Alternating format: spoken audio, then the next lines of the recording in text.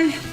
Oh, you did catch it. My hazelnut truffles are delicious. If you're looking for a sweet treat after dinner, but something that's nutritionally dense, so you're not going to immediately feel like eating an entire block of chocolate, these are the bowls for you. They're a little bit like Ferrero Rochers, but like I said, they're nutritionally dense, so you get some goodness when you enjoy them. Give this recipe a go and let me know what you think. We're going to set aside 14 whole hazelnuts to put in the center of our truffles. Now, we start with roasted hazelnuts. If you can't get roasted hazelnuts from the supermarket, all you have to do is get raw ones. Make sure they're skinless just to save you a bit of effort. Put them in your air fryer for 5 minutes at 200 degrees. If you don't have an air fryer, you can do it in the oven as well. Same process, just make sure they don't get burnt. And now we mill these for 10 seconds. And now we just add the remaining ingredients. So we have some medjool dates.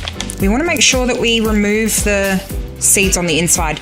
Don't make the mistake that I made and chuck them in and then you have seeds all through it and then you have to chuck the batch out. The weight of the medjool dates is the flesh, not including the seeds. We have some nut butter to add. Now, you can use commercial made butter, but you can make this in your Thermomix very easily too. I'm just lazy. We've chosen to go with almond butter. Really, you can use any kind of nut butter you want, except for salted peanut. That's not so great. Roasted seed butter would also be a fantastic option. We have some cacao powder that we're going to add. You can use cocoa powder as well if you don't have cacao. Some vanilla bean paste. And a large pinch of salt.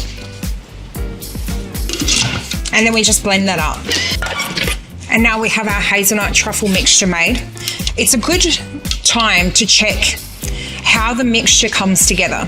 So you want to make sure that when you press it between your fingers, it forms together properly, it doesn't crumble. If it does crumble, at this point you can just add a little bit of coconut oil and mix it through, and the coconut oil will help act as a binder, and when you pop them in the fridge they will solidify. And now we want to divide the mixture into 14. So I like to weigh it out and actually do the maths on this because it makes sure that all of the balls are the same size, and then that helps me work out the calories. You can also just eyeball it. Did you see what I said? Eyeball? It's all right, I cracked myself up. That would be funny if you put a laugh track over it. Then we take our hazelnuts that we set aside and we just want to press it down like that and pop one of the hazelnuts in the middle. And then just press really firmly. And then you just kind of toss the balls in your hands like this. And that's perfect.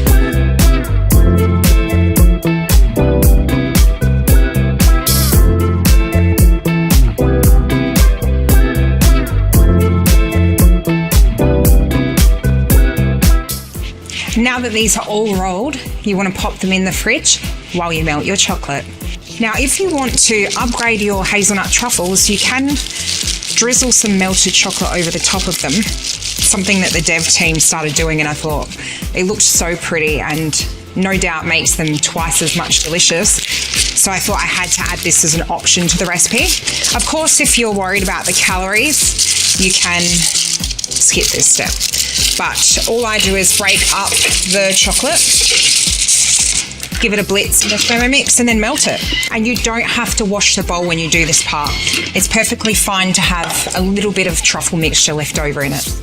Now, again, because I want these to look a little bit fancy, I put my melted chocolate in a little snap lock bag. It's much easier if you have 4 hands.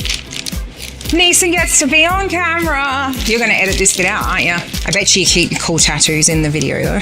And then I just cut the very, very edge off. You don't have to use a disposable snap lock bag.